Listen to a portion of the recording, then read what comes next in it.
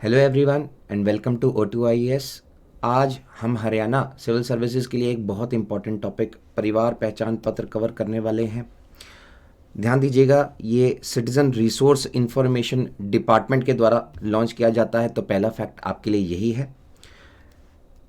आगे बढ़ने से पहले अपने O2IAS चैनल को आप सब्सक्राइब कीजिए।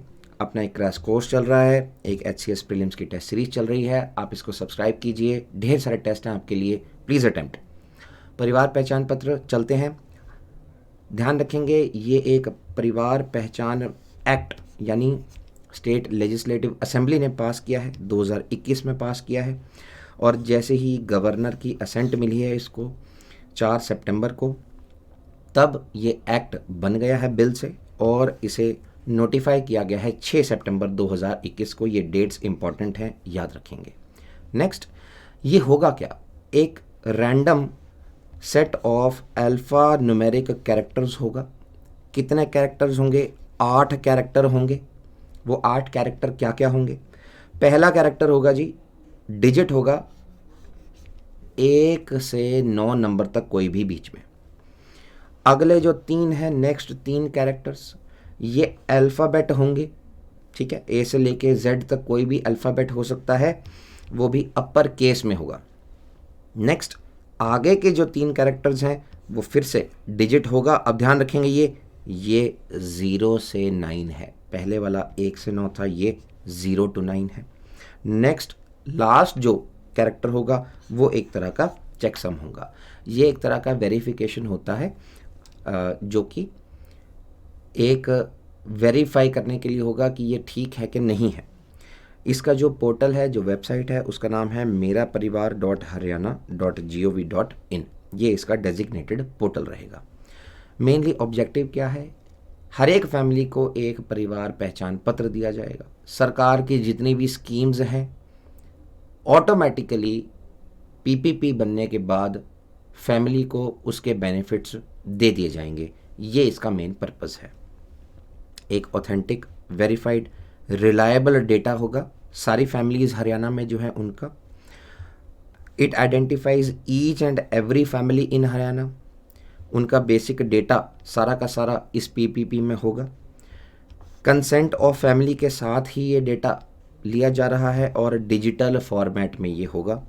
हर एक फैमिली को 8 डिजिट का फैमिली ID दिया जाएगा, वही 1 से 9 नंबर, फिर अल्फ़ाबेट 3, फिर उसके बाद 0 से 9 डिजिट और उसके बाद एक चेकसम।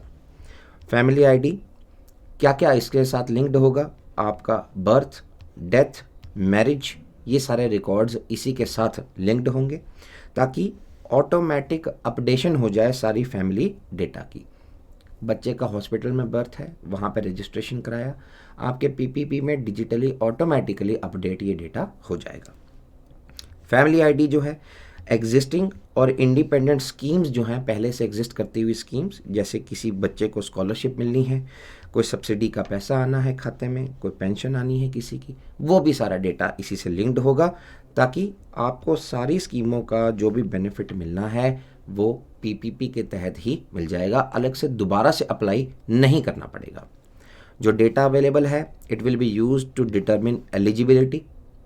आप उस स्कीम के लिए एलिजिबल हैं कि नहीं, वो PPP से अपने आप फैच हो जाएगा। ऑटोमेटिक सेल्फ सिलेक्शन हो जाएगा।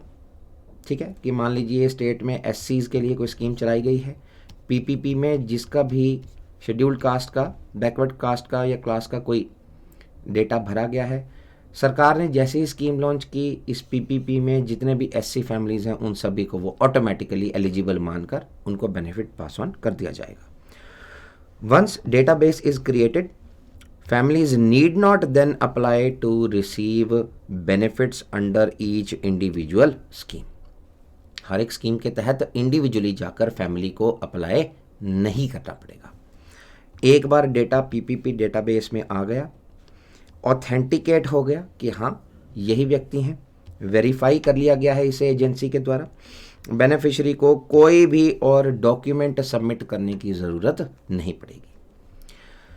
इस PPP को इम्प्लीमेंट करने के लिए एक हरियाणा परिवार पहचान अथॉरिटी की क्रिएशन की गई है इसी एक्ट के तहत। सेक्शन 10 है, ये आपको रट्टा मारना है, ये आपको ध्यान रखना है। Section 10 of the PPP act, इसके तहत ये अथॉरिटी बनाई गई है। ये अथॉरिटी, इसकी सारी policy, procedure, technology, system generate करना, इशू करना पीपीपी, ये फैमिलीज़ के लिए ये अथॉरिटी ये काम करेगी। इस अथॉरिटी के पास पावर होगी कि वो डेटा कलेक्ट कर सके, अपडेट कर सके, मैनेज कर सके और मेंटेन कर सके सारी की सारी फैमिली की इंफॉर्मेशन। इस अथॉरिटी में कौन कौन से मेंबर्स होंगे, ये ध्यान से आपको रखना है, ये सबसे इंपॉर्टेंट डेटा है। जो चीफ मिनिस्टर हैं स्टेट के, वो इस अथॉरिटी के चेयरपर्सन होंगे। This is the most important fact, ये सवाल पूछा जा सकता है। इसमें एक डेप्यूटी चेयरपर्सन होंगे। देखिए, chief minister will be the political head, जो एग्जीक्यूट करेगा इसका डे टू डे ऑपरेशन, वो पर्सन डेप्यूटी चेयरपर्सन होगा। नेक्स्ट, इसमें गवर्नमेंट के चीफ सेक्रेटरी जो हैं वो भी एक्स ऑफिशियो मेंबर रहेंगे। जो हरियाणा के डिज़ास्टर मैनेजमेंट डिपार्टमेंट या रेवेन्यू डिपार्टमेंट, उसके एडिशनल चीफ सेक्रेटरी या प्रिंसिपल सेक्रेटरी वो भी रहेंगे। फाइनेंस डिपार्टमेंट के भी जो एडिशनल चीफ सेक्रेटरी या प्रिंसिपल सेक्रेटरी हैं वो एक्स ऑफिशियो मेंबर रहेंगे। हरियाणा गवर्नमेंट के सिटीज़न रिसोर्सेज इंफॉर्मेशन डिपार्टमेंट, जिस डिपार्टमेंट ने ये पीपीपी निकाला है, उसके जो additional chief secretary, principal secretary वो रहेंगे। इनके अलावा, इन सेक्रेटरी पदों के अलावा और ऐसे स्टेट गवर्नमेंट के ऑफिसर्स जो कि प्रिंसिपल सेक्रेटरी रैंक के नीचे के नहीं होंगे, उनसे ऊपर के ही रैंक के व्यक्ति, नॉट एक्सीडिंग 2, एट मोस्ट 2, ठीक है। स्टेट गवर्नमेंट जिनको भी नॉमिनेट करे वो भी इनके मेंबर्स, इस अथॉरिटी के मेंबर हो सकते हैं। कुछ एक्सपर्ट भी लगाए जा सकते हैं, नॉट एक्सीडिंग 5, 5 या उससे कम एक्सपर्ट्स लगाए जाएंगे जो भी सरकार नॉमिनेट करे। कौन से फील्ड से एक्सपर्ट्स होंगे? Field of information and communication technology, cyber security, network security, data analytics, data security, data management, data warehousing, privacy, constitution law, finance and economics. In field से एक्सपर्ट एट मोस्ट 5 लगाए जाएंगे और इसका एक chief executive officer रहेगा जो कि इस अथॉरिटी का मेंबर सेक्रेटरी रहेगा। क्वालिफिकेशन, टेन्योर और टर्म्स एंड कंडीशन क्या होंगे डेप्यूटी चेयरपर्सन के? ध्यान दीजिएगा, चीफ मिनिस्टर चेयरपर्सन है, deputy chairperson is the second most important person in this authority. इस डेप्यूटी चेयरपर्सन का ही डे टू डे एक्चुअली काम होगा। तो इनके क्वालिफिकेशन, टेन्योर वगैरह क्या रहेंगे देखते हैं। इन्हें स्टेट गवर्नमेंट के द्वारा ही अपॉइंट किया जाएगा। ऐसे एक्सपर्ट्स में से, ऐसे डिस्टिंग्विश एक्सपर्ट्स में से जो कि इन फील्ड्स में से हो सकते हैं, या तो वो इंफॉर्मेशन एंड कम्युनिकेशन टेक्नोलॉजी की फील्ड में से होंगे, या फिर उनका नॉलेज एक्सपीरियंस है इंफॉर्मेशन टेक्नोलॉजी एंड मैनेजमेंट में, बिग डेटा एनालिटिक्स में, साइबर सिक्योरिटी में, न्यू टेक्नोलॉजी एरियाज जो भी आईसीटी फील्ड में है। ये हो गया कि कौन से फील्ड से हो सकते हैं। दूसरा, इन फील्ड में 25 साल का उनका डेमोन्स्ट्रेटेड एक्सपीरियंस होना चाहिए, 25 ईयर्स का एक्सपीरियंस होना चाहिए इंडस्ट्री में या गवर्नमेंट में, as head of organisation, as its chief executive या चीफ इंफॉर्मेशन टेक्नोलॉजी ऑफिसर, ठीक है। डिप्टी चेयरपर्सन जो होंगे वो 3 साल के पीरियड के लिए उनका टेन्योर होगा और ये दोबारा एक्सटेंड भी किया जा सकता है एक और टर्म के लिए। नेक्स्ट, ये अपने ऑफिस से रिज़ाइन भी कर सकते हैं स्टेट गवर्नमेंट को लिखकर, और नोटिस पीरियड देना होगा 30 दिन का। ये लगभग सारी गवर्नमेंट ऑर्गेनाइजेशंस में यही होता है, 30 दिन का रेजिग्नेशन नोटिस पीरियड। जो सारे के सारे क्वेश्चंस हैं, कोई भी इनकी अथॉरिटी की मीटिंग होती है उसमें मेजॉरिटी ऑफ वोट्स से डिसाइड किए जाएंगे of the members present and voting. अगर इक्वालिटी ऑफ वोट्स आ जाता है, बराबर वोट्स हो जाते हैं, तो चेयरपर्सन यानी चीफ मिनिस्टर या फिर मेंबर प्रिजाइडिंग जो कि in most cases deputy chairperson होंगे, वो उनका सेकंड और कास्टिंग वोट भी रहेगा।